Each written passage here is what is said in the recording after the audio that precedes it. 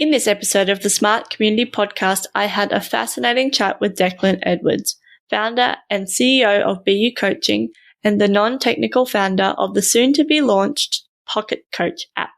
Declan tells us about how his background in physical health and well-being led to his passion for the mental and emotional health and well-being space, and how, despite only hearing about the term smart cities and smart communities this year, he's right on board with the concept. Declan and I discuss how smart cities can make people happier and healthier, and the importance of doing so in order to tap into the vast amounts of human potential that is currently unfulfilled. We talk about the cultural impact of tall poppy syndrome on the willingness of Australia as a country and Australians as individuals to act on big ideas. Declan then tells us about his Pocket Coach app, including how it was an advantage to be a non-tech founder and the way his team works remotely. We finish our chat talking about the emerging trend of measuring gross national happiness, as Bhutan has done to great success, and how other countries are now catching on. And it's a really interesting emerging trend to be wrapping up on this month of Self-Care September. So thank you so much for joining us for Self-Care September. And as always, I hope you enjoy listening to this episode as much as I enjoyed making it. Welcome to the smart community, smart regions, smart towns, and smart cities. It's where we live, work, and play. With smart communities, the future starts today. Big data, smart mobility, emerging trends galore. The Smart Community Podcast is what you're looking for. Hello, Declan. How are you today? I'm good. How are you doing? I'm excited to be on the show. I'm excited to have you. Let's just jump straight in. And can you tell us a little bit about your background and what you're passionate about? Definitely. So my background was I was actually originally in the physical health and well-being space. So I was in personal training. I did a degree in health and was looking at nutrition. And I was loving that until I started to feel that what was really missing was the mental and emotional well-being, and really having this more holistic and proactive approach to looking after ourselves. So, it's when it comes to physical well-being, it would be weird to say I'm not going to exercise till I have a heart attack. But when it comes to mental and emotional well-being, how often do we see people go, well, yeah, I'm stressed, but I can keep going. I can keep pushing myself and I'll deal with it when it gets really bad. And so I wanted to change that. And that led me into positive psychology, cognitive behavioral therapy, acceptance and commitment therapy, all these fields that I was really excited by because they were taking a much more proactive and, quite frankly, a much more enjoyable approach to helping people with their well-being. And I fell in love with it. And that's really what led me to where I am today. Awesome. So it sounds like you're really passionate about bringing that well-being conversation or mental health conversation, to the foreground. Definitely. Yeah. Cool. And what sparked your interest in kind of the smart cities, smart communities kind of technology space? So the thing with smart cities, and this, it's quite funny, obviously being on this show. At the start of this year, I'd never heard of the concept of smart cities. And then I was involved in, I don't know if you're familiar with them, something called Singularity University or Singularity U, and they do a program called the Global Impact Challenge, which is taking entrepreneurs who have a big idea that could impact 1 billion lives in 10 years. And it's helping one of the United Nations global goals for humanity, but also using technology to make it very accessible. And so through that, I was introduced to this idea of smart cities and some amazing entrepreneurs doing some great things in that space.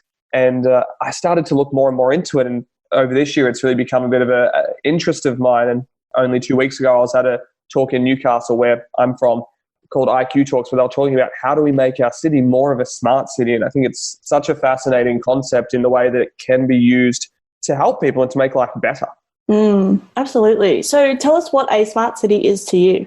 So for me, the more I dove into this space over this year, I saw sort of obviously, I don't know if it's more the traditional approach to looking at smart cities, which is how do we use technology to enhance services. So things like how do we make energy better? How do we make transportation better? How do we make the actual process of living in and running a city more effective and more enjoyable? And I think that's incredibly valuable. But I also started thinking, well, hang on, how do we also use technology to help people be happier? How do we model off like what countries like Bhutan are doing, what Canada is soon to announce they're doing, what New Zealand announced last year they're doing with their wellbeing budget, how can we bring that conversation into the smart city space so it's not just technology improving the city, but technology improving people's well-being?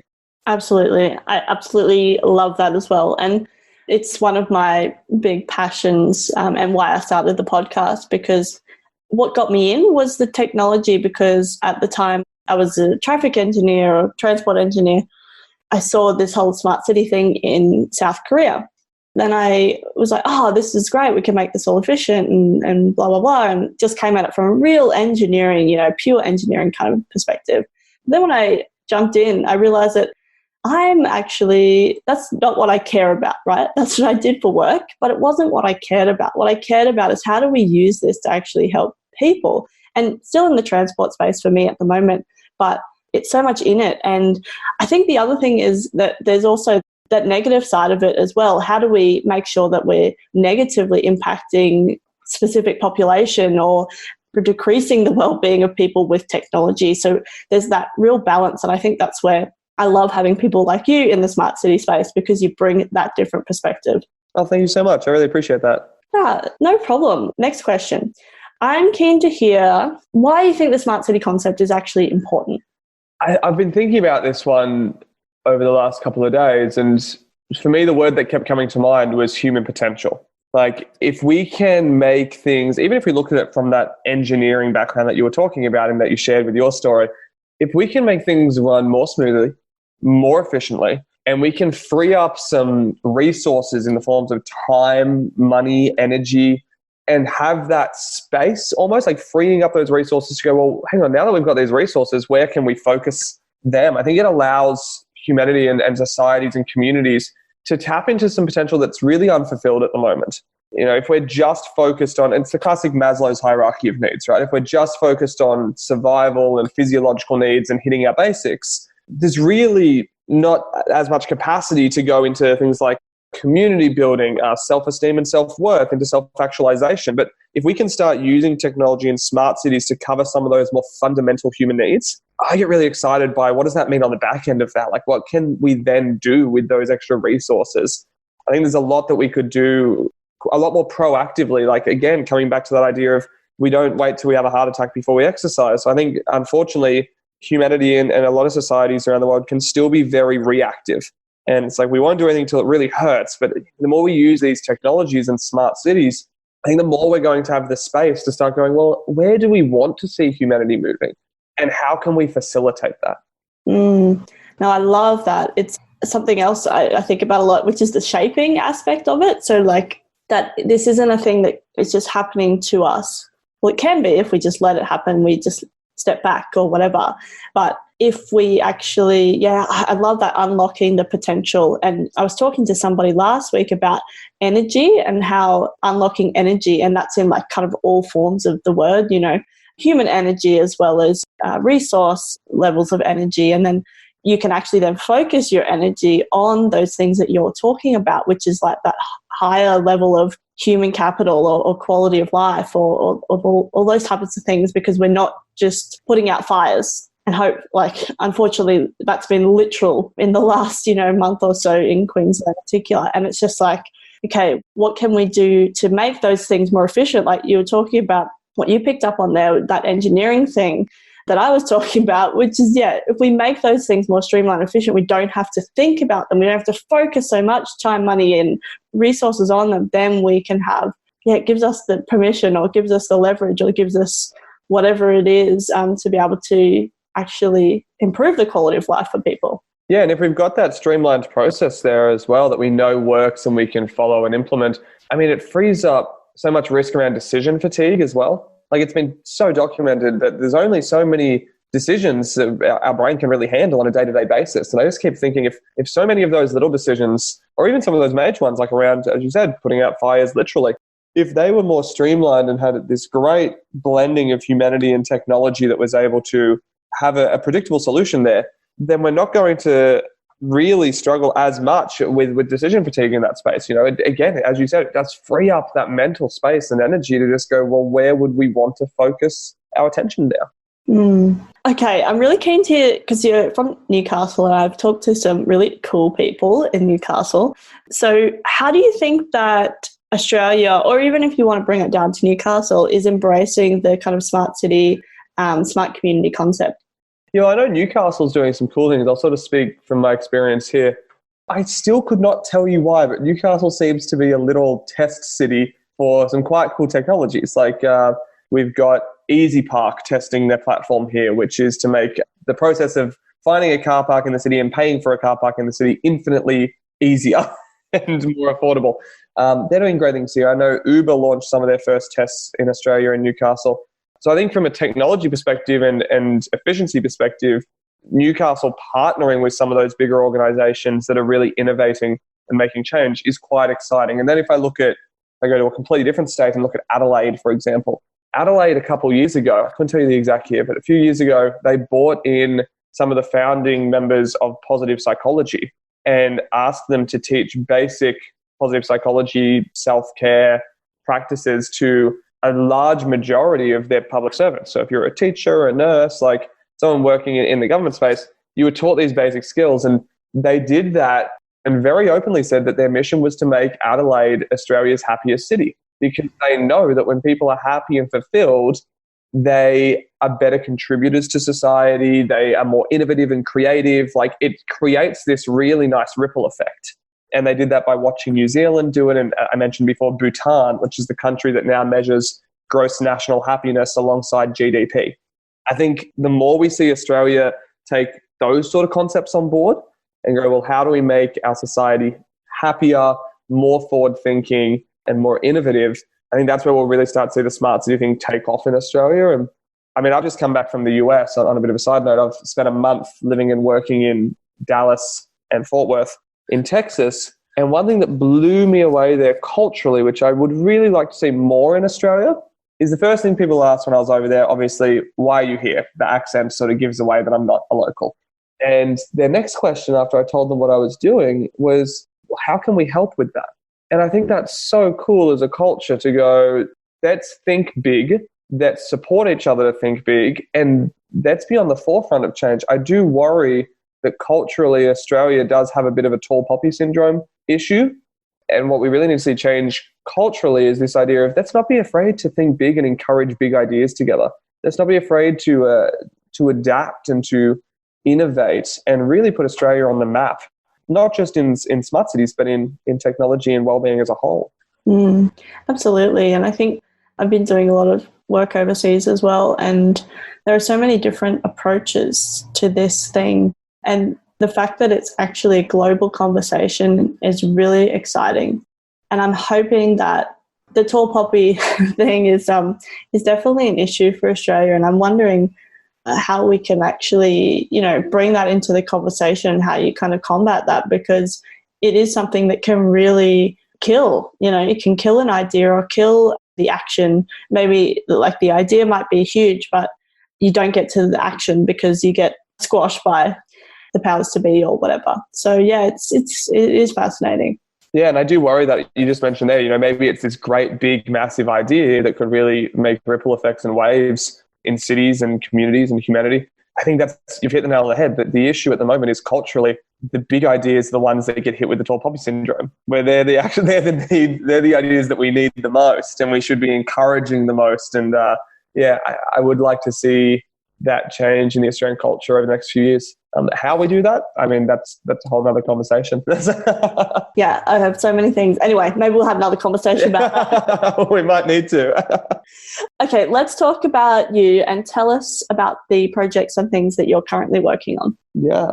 So the company that I founded and run, BU Coaching, in the last couple of years, it's all been one-to-one service model. So really helping people, as I said, take that more proactive, practical, and enjoyable approach to their mental and emotional well-being. But what we realize is if we want to change the number of lives we want to change, if we want to leave our mark on the world and really make humanity happier, then technology was the way to do it, to democratize it, to make it more accessible, time-wise, money-wise, like geography-wise. And so something I'm really excited about is we're currently developing a platform called Pocket Coach, which blends e-learning and gamification and personal development and well-being. So kind of like what Duolingo does teaching language, we teach the soft skills and well-being skills through Pocket Coach, which is quite exciting. And we've got quite a bit in the line on that. We've just launched our first little free version of it, the Wellness Library. And then by this December, December 2019, we should be having the first MVP version of the full platform out, which I'm really excited about because I've already seen how it's making an impact in people's lives. And yeah, just leveraging that blend between humanity and technology, I know for a fact it's going to make quite a radical difference in people's well-being. And I mean, I'd really like to see that spread into how do we then partner up with cities and use it as a technology, not only to make the city smarter, but to make it happier. Ah, cool. Now, I want to ask you a couple of questions about launching a product like this. Is your background is not in tech. So how did you go about, I'm assuming? Yeah, not even slightly in tech. None of our founding team is either. It's been a real challenge. Yeah, I was going to say, because as much as I'm an engineer, but I used to love maths when I was at uni, at school and blah, blah, blah. But I kind of fell out of it and I wanted to get back into it again to actually be able to code and all those things. I don't want to say bring your passion, but you bring your area of expertise. And then how do you actually go about designing some kind of app like this? Yeah, so for me, it's been quite funny. I think not being in tech has actually almost been a strength at the start because it's allowed us to be quite innovative because I genuinely didn't know the confines of what was and wasn't possible. I was just drawing up, I literally had my iPad and I'd sketch up, this is what I want the platform to do. This is how I want it to work. This is the technology I want to integrate by, the second and third iteration of it once we're past MVP stage and full launch. And because I had no concept of how much time that would take or of how much money that would take or if even the technology would allow it, I think that at first was a massive strength. Now we're at the stage of actually implementing those ideas and we've got them all out of my head and here's the product and the customer journey for it and the experience and this is what I want it to be able to do. And yeah, we are very much at the stage now where thankfully we can piggyback of other technologies. So our MVP version is built through a platform called Thinkific, which is a drag and drop e-learning platform.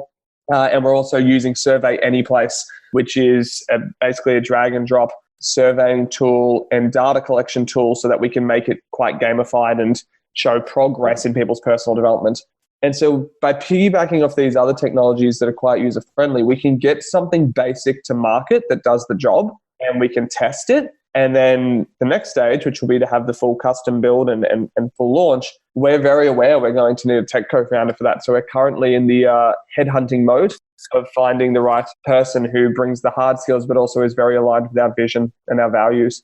Absolutely.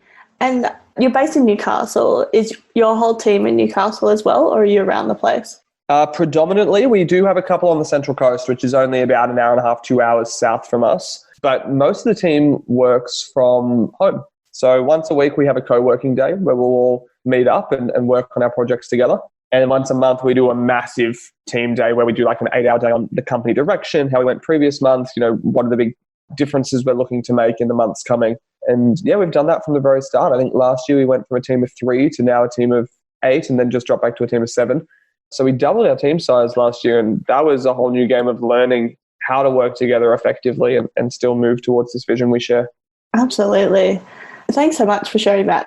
It really fascinates me because this is, Smart Community podcast, but I think we need to bring in a lot of the rules of play, I suppose, for entrepreneurship are similar with, I think, Smart City, is that you need to think differently, essentially. And I love that exactly what you said, you can draw so many synergies where you've had this great idea, you weren't limited because you didn't know what the tech could and couldn't do. You just went, this is how I want it to, work and, whatever. And I think that's really important for cities and regions and communities to do that as well, because just because you put it on paper and just because you kind of got it out of your head and you go, oh yeah, that'll work, that didn't work. It's not a failure if you can't actually do that, right? You just went, oh, well, this is what I'm thinking. And I think that's the biggest thing, the limitation of, oh, well, I know that I've never been able to do this before in a city or a region or a community unconsciously, right? It stops people from even being able to say, oh, this is how I want it to be, or this is what I would really love to see, because we haven't had the data before, we haven't had the technology to do it before, or they've tried something similar and, it just wasn't at the right time or whatever the circumstances are. So I draw a lot of synergies between that story that you've just shared of how you kind of did that and then realizing that we can build stuff on a lot of user-friendly kind of platforms are available these days. But then to realize that you do need another skill set and then find that person or that skill set to bring them in. And I also love how you said, well, okay, we need a CTO or whatever you're going to call them, but they need to align to the values. And I think for a community, that's the same thing. There's this common set of values there that, just because the town beside you has smart poles or whatever, doesn't mean that you need that in your community, because it might not align to what you're really focusing on and what you need. So, yeah. Yeah, I'd agree 100% on that. And I'm really glad that you sort of can make those connections. I didn't actually think of it until we were speaking about it. But you're right, there are so many commonalities between really the entrepreneur space and smart cities. So perhaps an exciting development moving forward would be to see cities partnering up with entrepreneurs a lot more frequently and having those conversations of how can we work together to do this. Yeah, absolutely. And I think we get really excited, with innovators rather than maintainers, which I actually think that tall poppy syndrome. And I love, the first startups and that kind of thing. But unless the idea is amazing and awesome, but it's actually the action behind it that, maintaining that action to actually get towards anything. And I think that tall poppy thing, which I wasn't really going to talk about, but I think that's an Australian thing where we get really excited about us. We see them as a small startup and it's all great and we high five and whatever, and there's lots of funding involved. But then actually, how do you, when you're already kind of small established business, you want to go to the next level, what's available then, what support and that type of thing is available then, so then we can continue to maintain. And, I think those partnerships with councils and other government agencies or businesses, that would be a really useful tool to be able to access. Definitely. Yeah, it's definitely something we're looking into as well with, as I said, the Pocket Coach platform. Really, my end game with it is not only helping people be happier and more fulfilled and look after their well-being, but as I said, to go to councils and go, hey, why don't we start measuring gross national happiness? We can use our platform and technology to do it. And then that's going to inform a much more proactive and practical approach to helping cities be happier rather than just guesswork. Yeah, absolutely. That really leads to this next question, I suppose, which is how can we better integrate across the different disciplines, governments, industries, startups, academia, and the community? Yeah, it's a good question. I don't think there's really a one-size-fits-all answer for it. As you mentioned, different communities will have different values and needs. But I think exactly what's happening now is a really exciting development in the sense that we are beginning to have these conversations more and more frequently. I attended a talk last week at City Hall that was all about artificial intelligence and what it can do in the future and the confines of it. So I think the more we start having these conversations where it's hey, let's get people together and just get their perspectives on this and their views and start going, okay, how can we all connect and collaborate? Really, the first step is awareness and conversation, right? And so I think it's really cool to see that happening. I think what I would like to see is the next step, if we go back to sort of that idea of not limiting ourselves, the next step would be, let's just do this ideological brainstorm. Best case scenario, where would we like to see this city 10, 20 years from now?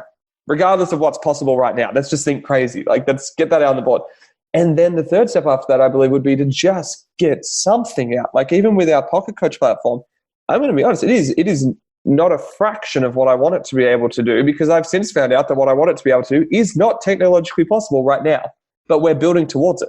And so we can still get something out. It doesn't have to be perfect. It doesn't have to be the end vision. But I think if more cities went, hey, we're going to give it a go, we're going to get something out and we're going to make an attempt here to make our cities smarter, that would be really exciting to see. I love that. I think, it's just drawing those synergies again, right? Those common threads between the city and smart city, smart community, whatever, and that entrepreneurial space, and then taking the good things from both and then kind of mashing it together, and then showing the community that you really care also is, I think, a really important factor in this, because a lot of communities are disengaged because they feel like their voices have never been heard, even when or you only get people that want to say something negative. But how can we switch that around to actually go, well, no, we want to hear what you love, what you hate, and what do you think we should do about it as well? And then actually taking those things on board is really important. And I think from a mental health perspective, I don't know about you, but I feel like it's coming, it's coming into this age now, but it feels like it hasn't quite progressed with all the technological changes as much as it could have. Is that something that you have been looking at, or? I've just made that up. So I don't know. Is that something you feel as well? Yeah, I do. It's a little bit controversial, but I'll go there. My sort of perception of mental health, of well-being, of our approach to it as an entire society, I do unfortunately think there is this massive rule of thumb that it is approached from a very reactive space. And it is approached from a firefighting space, and it is approached from almost a weakness-focused space of this is what's wrong with you and we need to fix you, or this is what, we can diagnose and treat. Now, don't get me wrong. I think there's definitely a space for those approaches in health and well-being. I think they're necessary. They're definitely needed. But my favorite analogy on this is from Dr. Martin Seligman, who founded positive psychology. And he said there's 3 different approaches to looking after well-being. One is, and if you think of it, your well-being like a garden, one is to remove the weeds. And so that is like the firefighting strategies. That's if you're feeling -10, how do we get you back to, regulated and feeling quote unquote normal, whatever that means. The other is prevention, which is, how do we try and prevent the weeds from growing back as viciously? There's always going to be weeds come up. That's part of life. But how do we, be a bit more preventative about this? And then the third is cultivation techniques. And I love this. He says, if all we ever do is weed the garden, the best we're going to have is blank dirt. And there's more to life than blank dirt. At some point, we have to start thinking, well, when are we going to plant flowers? And so that's this real strengths-focused approach. We look at, well-being. It's not just about how do we get people, at their rock bottom back to feeling okay and normal. And as I said, I think that's definitely necessary. And I'm very grateful there's great organizations doing things there. But how do we then take people from feeling, average or okay to feeling great? How do we take them from 0 to +10? And I think that's where technology has a really exciting role to play. And it's currently not being utilized as well as it could be. I think, as I said, a lot of the focus and energy and resources are being dedicated to that firefighting space or the weeding space, which is necessarily important. But again, I don't want to see a society where the best we get to is blank dirt. We can do more for people than that. And I think technology can help that. I guess building on, after we've removed the weeds, actually building and that cultivating exactly what you were talking about. And, if you're at rock bottom, you should be able to get to +10 eventually, but yeah, you won't be able to if all you're ever, focusing on is the weeds, I suppose. Yeah. Let's go to emerging trends, because I'm really keen to hear. What do you think the emerging trends are that people aren't talking about enough? I'm biased, but I'm so excited by gross national happiness, and I cannot believe how many people still aren't talking about this. So Bhutan has done a 10-year study where they stopped measuring GDP. They stopped measuring the amount of money their country was making, and they just measured the happiness and well-being of their citizens. And basically every factor improved. Education improved, equality improved, health improved, and they made more money as a country. Their GDP went up as a byproduct of their citizens being happier. And so that's insane. Right? That's a 10-year study that's really coming to fruition now, being okay, this is something we should all be looking into. And I know New Zealand has picked up on that, and they announced last year they had the wellbeing budget. It's been very successful so far. Their rates of poor mental health are rapidly improving compared to other developed countries. I think Canada, there's talk of them looking in that space. I don't think they've formally announced it yet. And as I mentioned before, Adelaide is the trial city in Australia. I think, again, that is an emerging trend. The more we can start talking about, yes, let's use technology to make things more efficient, but how can we also use it to make our country happier? And the classic rule of thumb is, what's the saying? What we measure, we can manage. Let's start proactively measuring well-being and then use technology to manage it and improve it. Yeah, I love that. And I really want to go to Bhutan. It has come up in conversation a lot lately, because even though I talk about smart cities and communities or whatever, when I start talking about what I really care about, people are like, oh my God, Bhutan, you have to go there. You have to, have you been there? Have you talked to anybody? So yeah, well, they're carbon negative now, right? I think Bhutan is, they're taking in carbon from other countries. Something like that. We don't know, but yeah. I don't know. Bhutan is doing some very pioneering things for a country that I think was not really on the map. And I think that's the exciting thing. Look at how quickly a country can be put on the map of innovation and change and smart cities and well-being when they start taking some risks and going, screw it, let's give it a go. Yeah. And picking up on that, I think that's the beauty in this space, I suppose, that things can happen really quickly if you put in the time and make a decision and just go, bang, this is what we're going to do. Whereas before, it's kind of like, oh, well, it has to be this country or it has to be this company because, we can't play in this space or whatever because they own the space or whatever. And I do think there's a movement now that to be more, I guess it's similar, but like with social responsibility and all those type of things, that people care about this shit now, right? And things can change really rapidly. So before, businesses lasted however long they last, and now they're kind of getting smaller. And obviously it's not just positive and sunshine and roses. There's lots of things that we need to be thinking about. And, the risk is shifting as well, both for big companies and for small business. And then actually measuring that, I think, is something that we really need to get good at. So then we can really look at those trends and work out which way it's going to go, or, with a certain amount of risk level and that type of thing, because we can all play, we can all play in this space, but that means everyone's playing in this space as well. So we need to make sure that we understand what's happening, I guess, and what it is and what it isn't, and really doing your own informing of yourself to work out what is and isn't possible in the space. Because at the moment it's just everything's possible, which is amazing, but then actually doing that work behind it to work out exactly what you did, I suppose, with your platforms. Like, well, right now this isn't possible, but it's still there. And, technologically, eventually I'll be able to do that and it's still there. But yeah, actually kind of doing that work behind the scenes to work out what it is. So Declan, it's been so great to chat with you. Thank you so much for coming on to the podcast.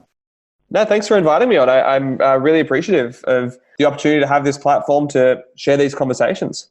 Okay, well, I just have one last question. How can people connect with you? So the best way is all the socials. So if you search on Facebook, Declan Edwards or BU Coaching, that's just the letters BU Coaching, then either one of those works really well. The other way is obviously Instagram, again, Declan Edwards BU or BU_coaching. And of course, on the website, if they jump on over to www.bucoaching.org, they can keep a tab on everything we're doing and become a part of this movement we're creating with Pocket Coach. That's awesome. When are you launching? The aim is mid-December, we'll have the full MVP version out. We currently have a free part of it out called the Wellness Library, which is, imagine, the way I'm telling people about it is, imagine if Netflix was filled with content that's actually good for your life rather than a distraction from it.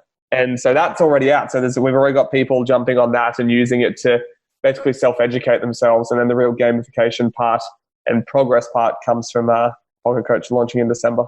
No, cool. Well, we'll put the link in the show notes so people can click away and find all your resources. And I look forward to the release and I'll keep an eye out. Definitely. Thank you so much again for having me on the show. I really appreciate it. Thanks, Declan. Talk soon. Okay. Bye.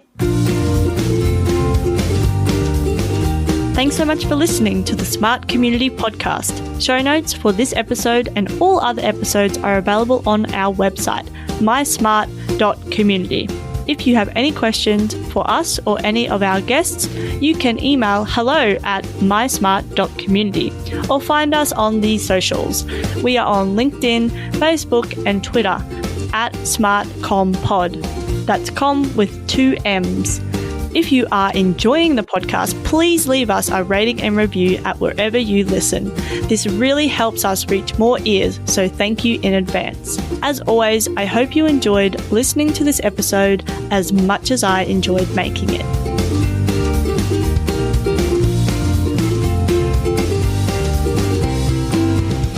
The Smart Community Podcast is what you're looking for.